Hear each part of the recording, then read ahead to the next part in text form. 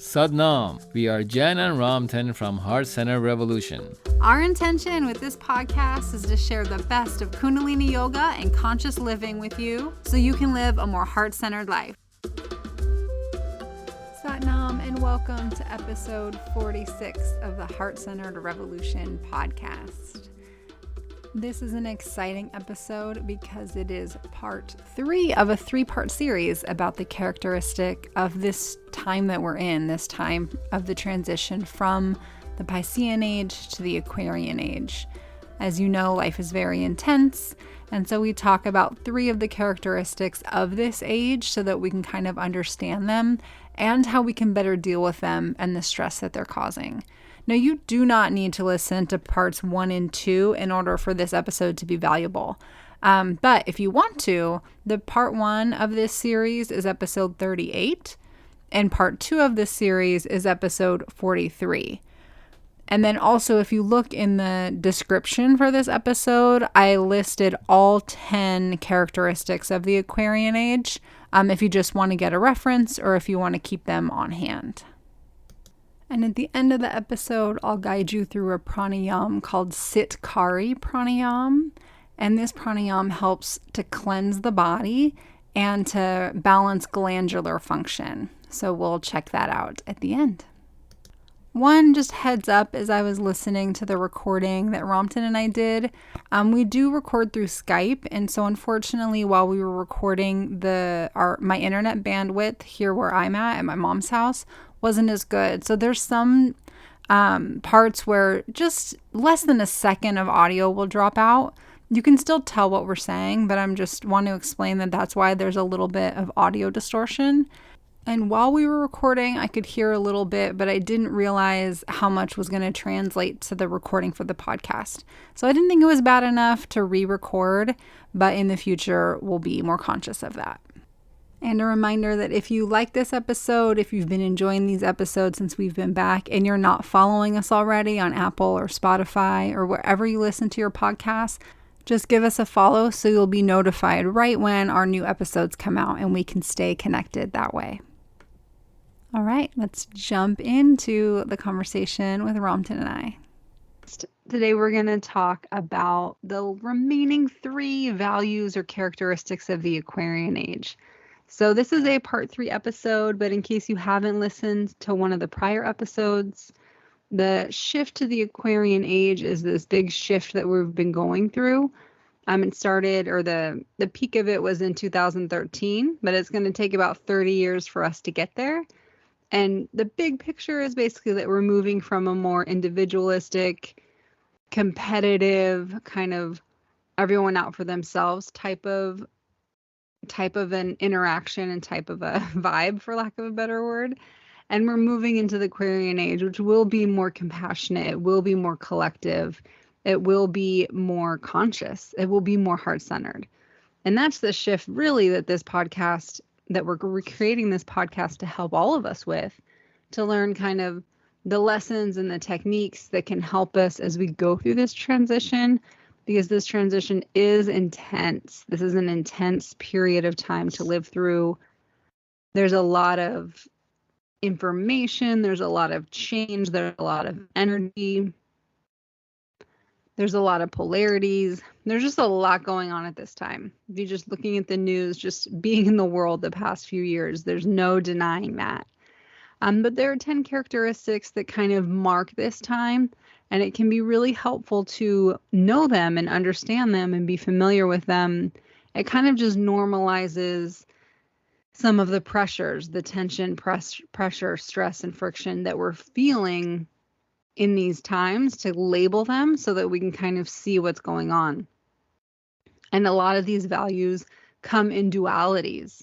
And so we need one thing, but we're expected to have something else, or like the world demands one thing, but our truth and our spirit needs something else. And so that's kind of a theme of the values that we're going to be talking about today. And so, like I said, we did the first 7 values in 2 prior episodes, episode 38 and 43. So we're going to jump in. So we'll start with value number 8. So this is value number 8 of this transition to the Aquarian Age. And it says that stamina and constant peak performance are the common benchmarks to evaluate all people and their work.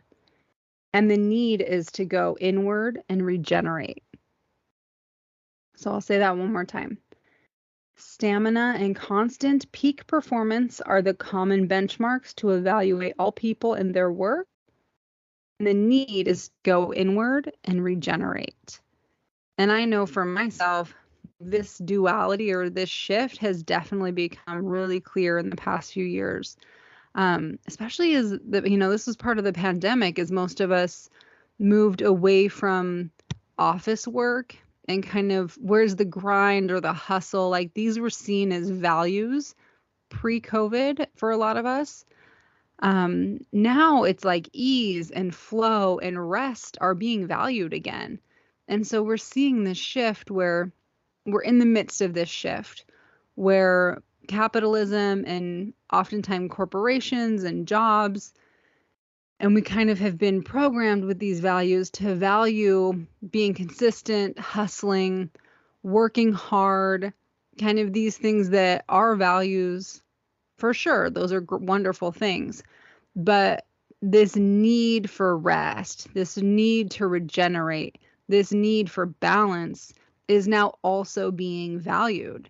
And so we're kind of in this transition period, I think, in the world where can we hold both, or are we going to swing really? I think we're going in a swing where we're all going to really need some rest after the collective massive shifts we've been going through the past few years to really value rest, really value restoration, regenerating our spirit, reconnecting with ourself, with our truth, and then tapping back into, the idea of having stamina and being at peak performance in a healthy way, in a way that's charged and energized by your inner energy and not energized by a feeling of need, like survival, like you need to do that in order to make money or for status, so that we can develop stamina and peak performance from an inner source of energy and tapping into that heart center and that spirit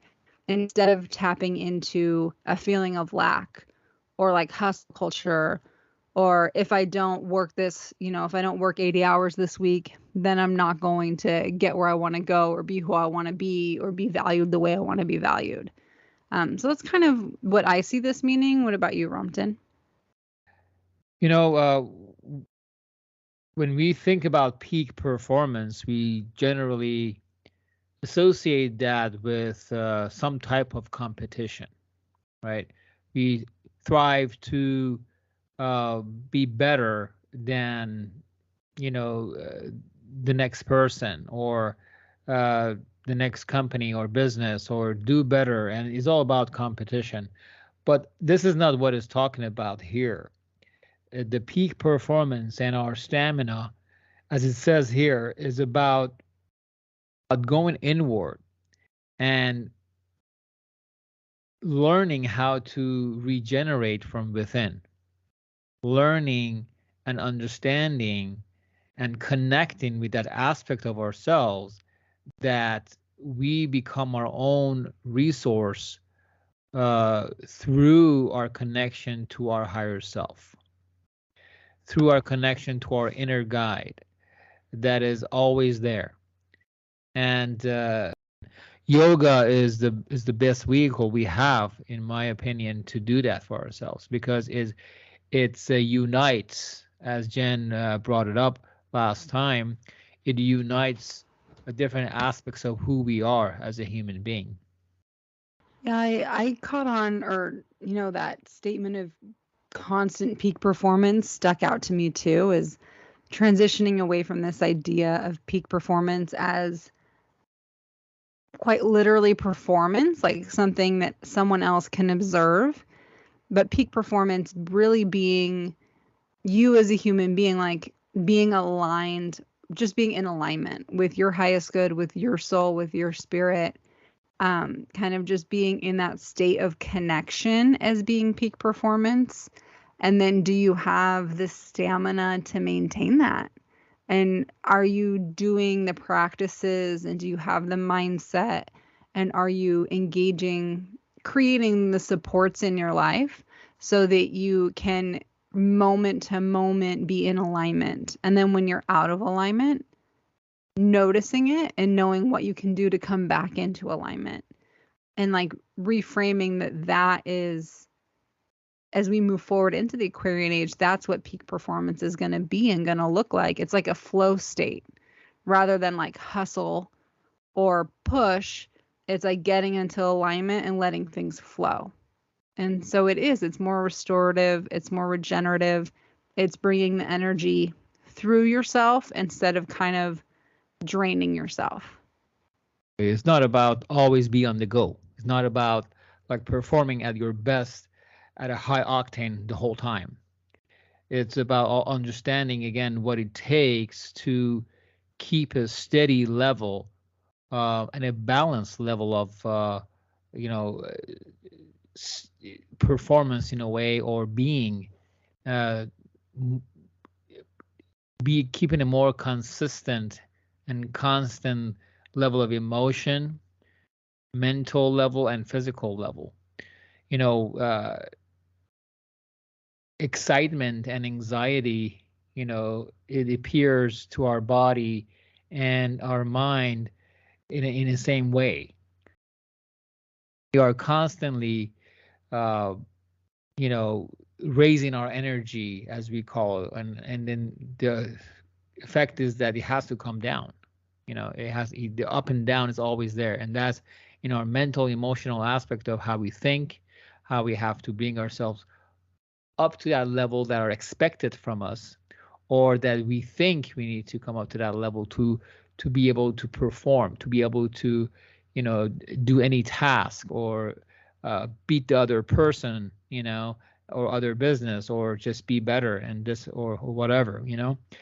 But is about, really is not about that. It's about, again, finding that inner strength within us to be at a level of contentment, a level of joy. It really requires more, in a way, it requires more energy to stay balanced than to constantly be up and down. If you look at a scale, if you are, if you are at one side of the scale is unbalanced or higher or lower, it is easy to kind of push the other side or pull the other side down or up to make it balance. But it kind of requires more focus, more attention, more steadiness to keep the balance throughout the. It requires more skill. More skill as well, as definitely.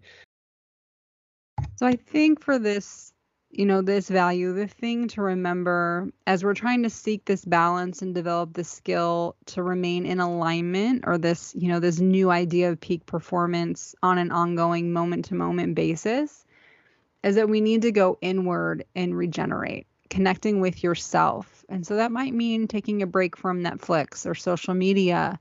These things are, really powerfully addictive, and it's wonderful to have all this information and connection with other people at your fingertips, but it also is overstimulating, or can be overstimulating, and it takes you out of yourself. It takes you, your focus is now on other beings, other outside energies.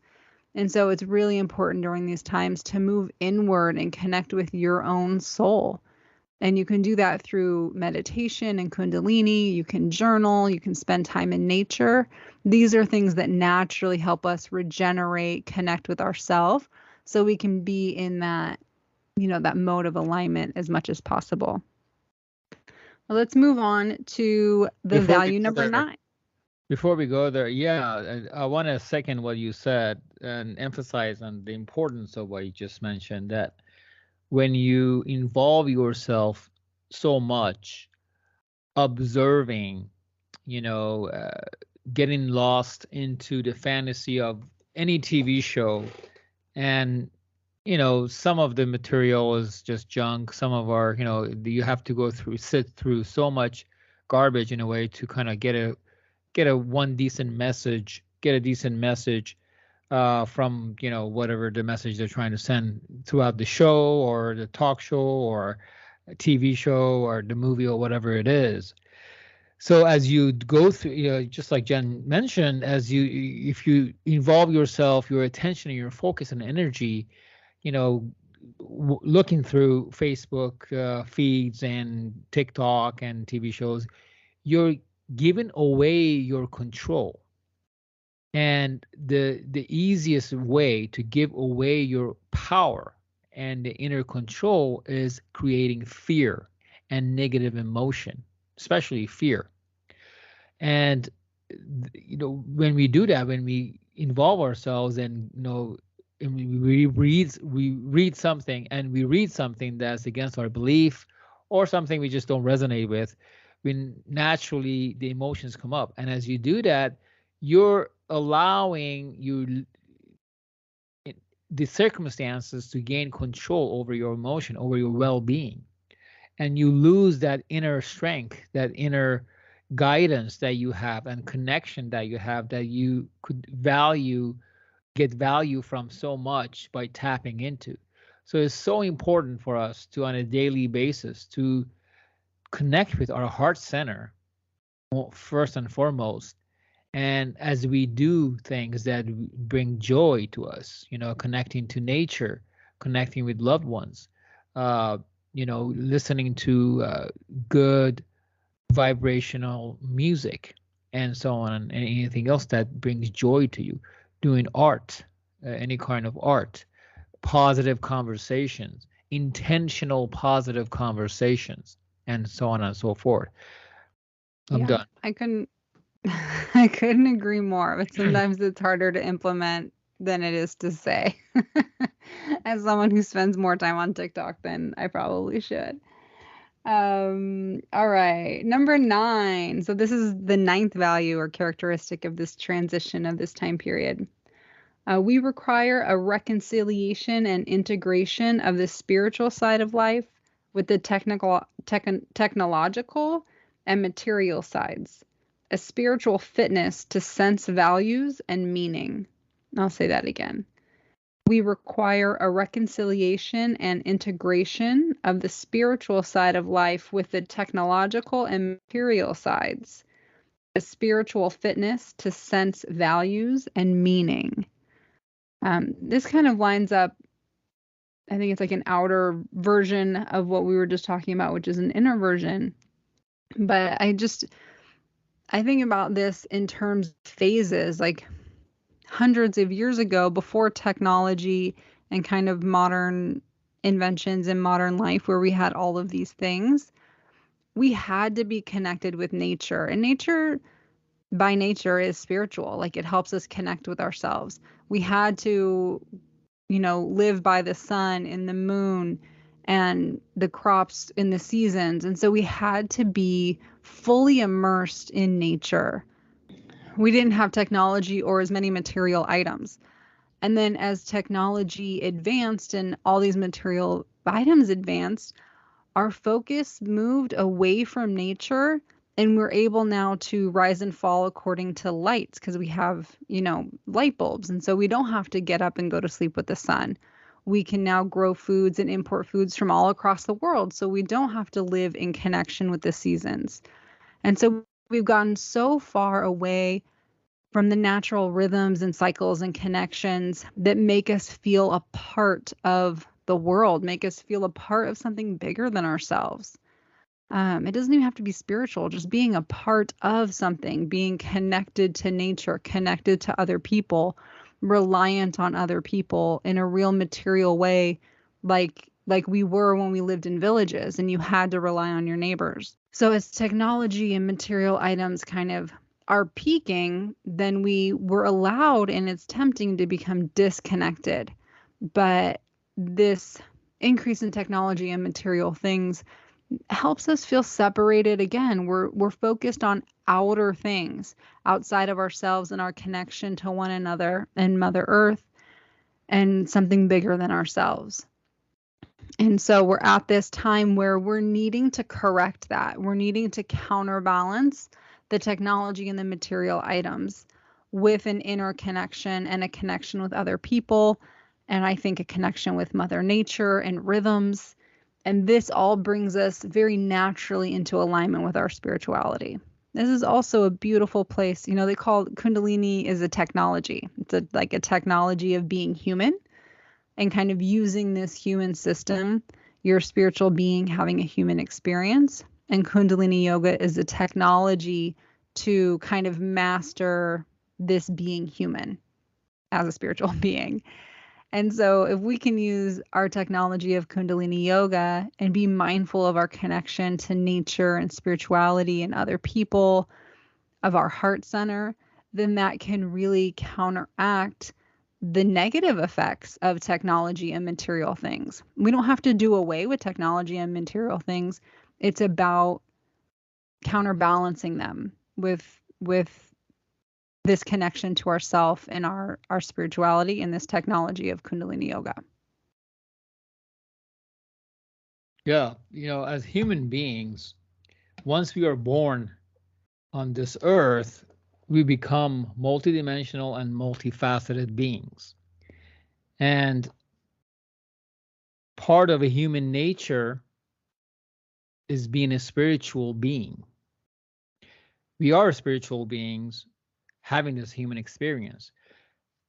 As human beings, we have this filter that we kind of, in order to be able to utilize the consciousness that exists on this earth in this three-dimensional level of consciousness, to be able to enjoy our physicality and everything that exists in it, we have to kind of have this filter and not 100% live in that spiritual realm that we came from. The very basis of who we are is a spiritual being, and we cannot disconnect from that. And we need to include that consciously, not that we have to make an effort, because that part is actually effortless. When we clear our mind, we reconnect very naturally to that aspect of who we are. But because we dwell within this level of consciousness that's very much is aware of our physical existence and the laws and the natural the nature of what physicality brings to us. I don't want to call the limited the limits I don't want to go that route, because there's no limits really. But as we see it in reality, as physical beings, there are certain laws that we have to abide by, and seemingly we are limited. There's a physical limitedness to who we are. So when we do what Jen talked about, when we do involve ourselves consciously, because everything is a decision. Everything is a decision. The free will pretty much is our ability to make decisions. Is guided and supported, and to extent it is sort of constructed through our subconscious and a higher level of consciousness.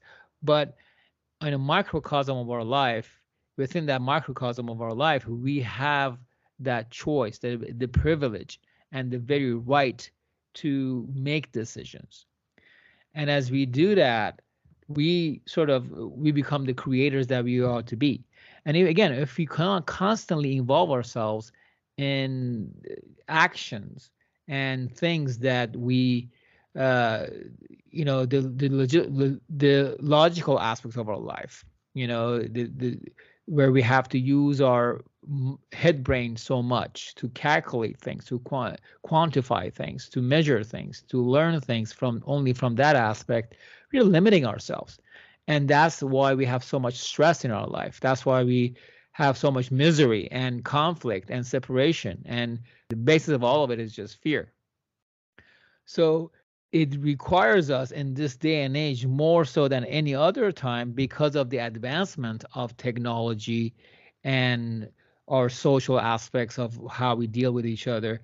It requires us to intentionally and consciously go back, it's not even going back, but involve ourselves and become aware of what is our true nature as a human being. What is our true nature? You know, the human nature is kind of have has come to be an excuse for us to make mistakes. But the human nature is actually this loving, full of possibility, full of creation, and multidimensional nature. So as we realize that about ourselves, we truly then can tap into our potential that is spoken of so much. Beautifully said. That was great. All right, so we will wrap up this 3-part series with the 10th characteristic of the Aquarian Age. It says, there is no isolation. Each action we take must be considered ecologically and globally, because each person does affect, directly or indirectly, vast networks of people and other living beings and places. So I'll reread that again. There is no isolation. Each action we take must be considered ecologically and globally, because each person does affect, directly or indirectly, vast networks of people and other living beings and places. I think this is an interesting one to talk about right now, especially where we're at after, a couple years of people staying home and feeling so isolated. I think it's easy in modern times, in these times, to feel alone and to feel isolated for a lot of the reasons we talked about today. Like Netflix and social media are, like I said, they're fun, but they also can make you feel alone. That's not real connection. It doesn't fill your heart. It doesn't fill your soul. It doesn't make you connected with your greater purpose, your heart center, the spirits, whatever you want to be connected to.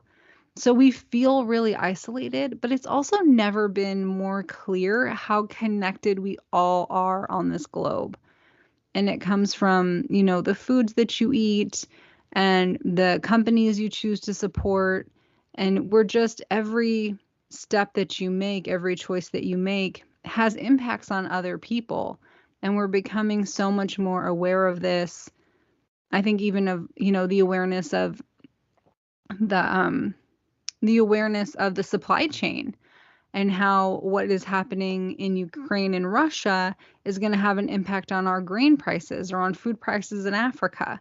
Like, these are massive things. They're not individual people's movements, but everything is so interconnected, and we're seeing more and more evidence of that. At the same time, it's so easy to feel isolated and to feel alone.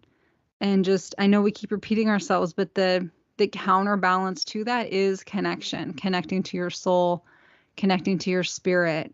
And I just feel like I keep going back to Kundalini yoga, meditation, mindfulness, going out in nature. I love what Ramtin said about having heartfelt conversations with people you love, or even strangers. A heartfelt conversation with a stranger sometimes is perfection and just makes you feel more connected, because it's so serendipitous, right? When you cross paths with someone and you can have a heart-to-heart, soulful conversation with them out of the blue, and it just feels so good, like you were just in the right place at the right time.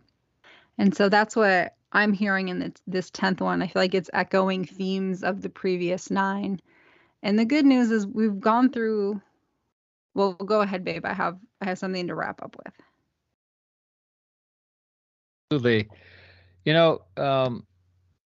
Being spiritual, it kind of doesn't make sense.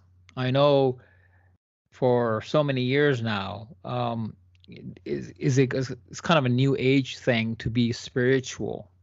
A lot of people shy away from that because of the association they have with spirituality and religion. But we are spiritual beings. If you accept that and take that in, then being spiritual doesn't make sense. You are a spiritual being. However, again, as I mentioned before, we are first and foremost a human being in this level of consciousness that we are dwelling with. That's what we are most aware of right now. And it's for a reason, for a good reason, for a beautiful reason. Therefore, practicing spirituality is important, not being a spiritual person. You are a spiritual person. Practicing it consciously, intentionally. Consciousness is what encompasses everything that we are talking about. Everything in the universe is part of a certain level of consciousness. And as we think of ourselves as this spiritual being, then this talk about we are all connected, we are all one, we come from the same place or same source, I should say, makes more sense, right? And is again, as Jen mentioned, realizing that is so important in this day and age. We could just kind of sum this last characteristic in from how I would say it is a matter of living. If you live in fear and separated from others and always competition versus being one and feel being in unity and feeling that you are part of this part of this life and part of whatever is going on with everyone else, is a matter of living only from the head brain mentality, as opposed to living and being from the heart brain or a heart centered consciousness. Mentality versus consciousness, two different things. So when you are within this realm of consciousness where you bring this level of harmony to every aspect of who you are, you're truly at a higher level of consciousness. You're living very holistically. You are tapping into your full potential, as opposed to only living from a certain mentality that the basis of it is from only derived from your head brain. Very logical only. Logic, reasoning, intellectuality, all of this is absolutely needed, and it's part of who we are. We are incomplete without any aspect of who we are. But focusing only on those aspects of who we are makes us incomplete and therefore in conflict with who we truly are. All of our problems in life is because one aspect of who we are is in conflict with another aspect of who we are. That's what yoga does. The whole meaning of yoga, bringing harmony and balance and connectivity into our existence. Yeah, that is so beautifully said and ties right in what I was thinking, just thinking about all 10 of these values across these 3 parts. Is it can feel like a lot of information and just it can feel like a lot, right? These 10 values kind of pick 10 pieces of society, of life, that are in major transition and contradictions right now and can be very challenging. And if that feels overwhelming, just remember that the antidote is very simple, and that is getting into your heart center. And we all have different ways to do that. Again, Kundalini yoga is a great way. Nature, hugging someone you love, like just finding what works for you, going for a walk, like dropping into your heart center, and you'll have the antidote for all of these 10 characteristics that can be stressful as we're living them. But like I said in the beginning of this episode, I find it very helpful to have these in mind so that as things feel intense, or if I feel stressed or pulled in so many directions, then I can label like, oh, okay, we're going through a really intense time in society right now, and this is the transition, and then I have the tools that I need to master this transition. And also, my soul chose to be here. Like, I have a very clear purpose during this transition, and so do you if you're listening. Your soul chose to be here at this time of intensity and transition and kind of chaos.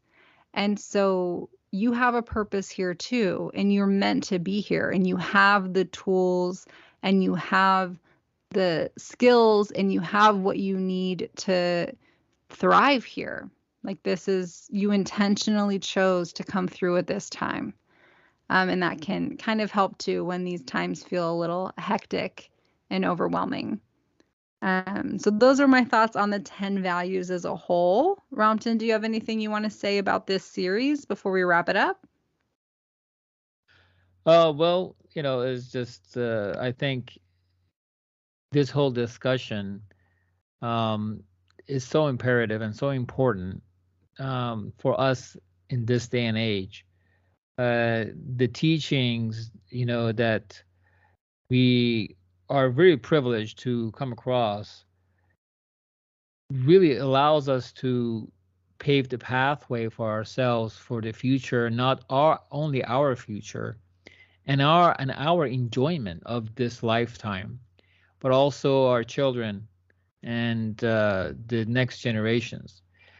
That's the biggest gift we could give to this planet, really. As we talk about Mother Earth, we holding us here as guests, and the power that we possess as human beings, not to only um, you know help our own soul's journey on this earth and beyond, to learn how to create beyond this lifetime, but also what we could give back as creators to this Mother Earth, that's willingly helping us and holding us as guests on this earth. And again, the change, or the future's change, is held by our children's hands.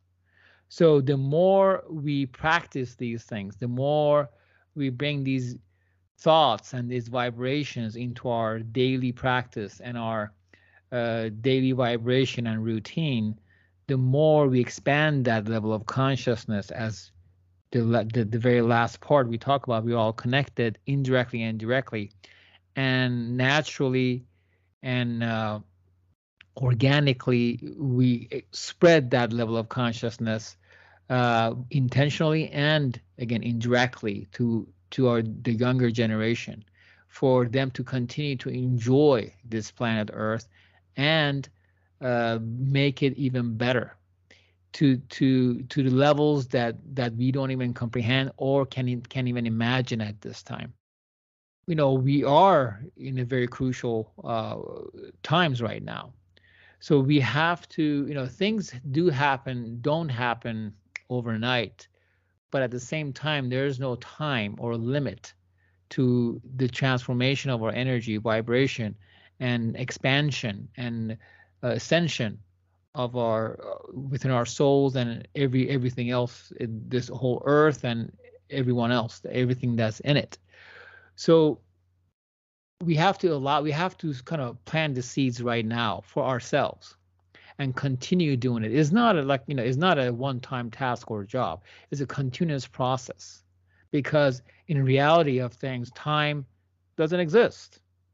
But we have created this time, space, mentality and consciousness for ourselves to enjoy and do have the measure that we need to add to this experience, so we feel like we have accomplished something as a human being before we go to our next soul's journey.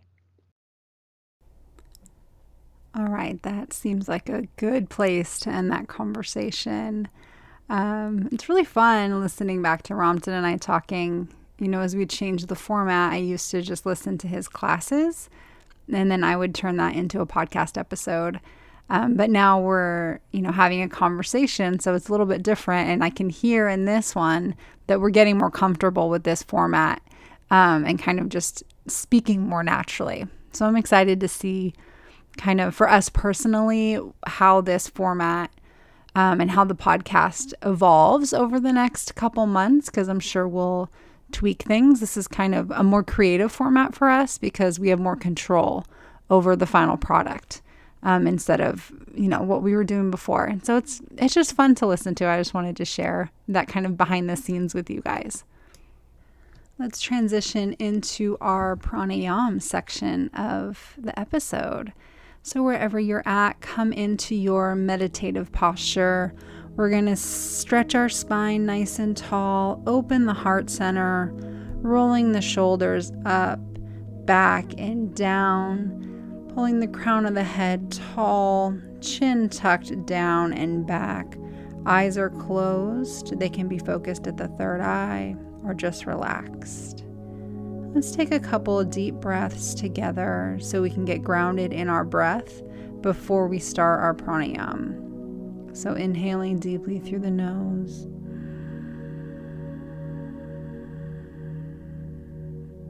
Let's exhale through the mouth. Continue taking a few deep breaths like this. Inhaling through the nose. Exhaling through the mouth. Inhaling completely. Exhaling completely. Continue this relaxed breath as I talk about our pranayama for today. This pranayama is called the Sitkari Praynam, and it helps us cleanse our body, and it helps balance your glandular system. And so it'll be just fun to do. For me, most cleansing pranayams create a dry mouth. I just find that interesting, that the ones that are cleansing often dry my mouth. And so you might notice that about your experience, you might not. Okay, so what we're going to do, I'll just tell you and then I'll guide you through it. So for the inhale, we're going to inhale through the teeth. And so you'll close your mouth, close your teeth together, and inhale through them. I'm making a sound to kind of dramatize it. You don't want to make a sound intentionally. You'll just inhale through your teeth and exhale through your nose.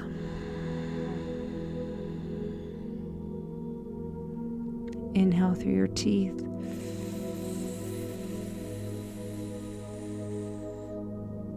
Exhale through your nose. Keeping that nice, long, deep breath that we started with. It's just coming in through the teeth and out through the nose.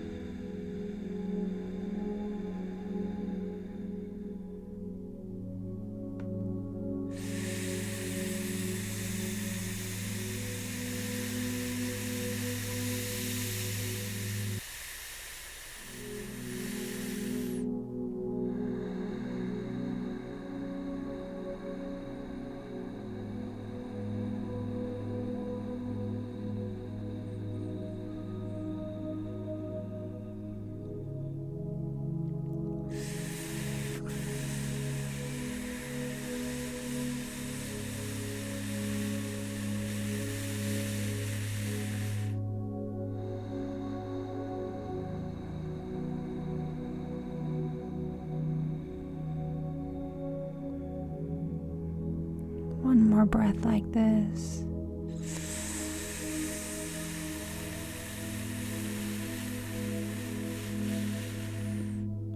Exhaling completely.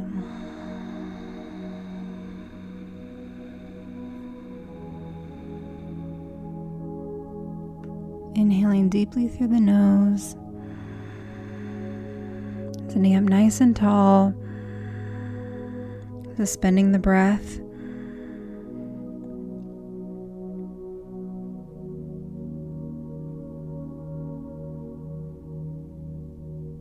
And exhale through the nose. Relaxing the breath, relaxing the body, relaxing the face. Letting the breath return to a natural rhythm.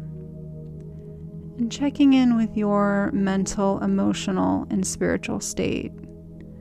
Seeing what these 3 minutes of pranayama, what impact it had on you. And asking your soul, is this a pranayama that serves you at this time in your life?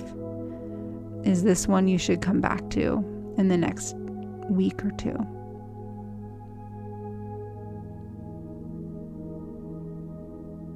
And blinking your eyes open, coming back into time and place. All right, beautiful. All right, that's about it for this episode of the Heart-Centered Revolution podcast.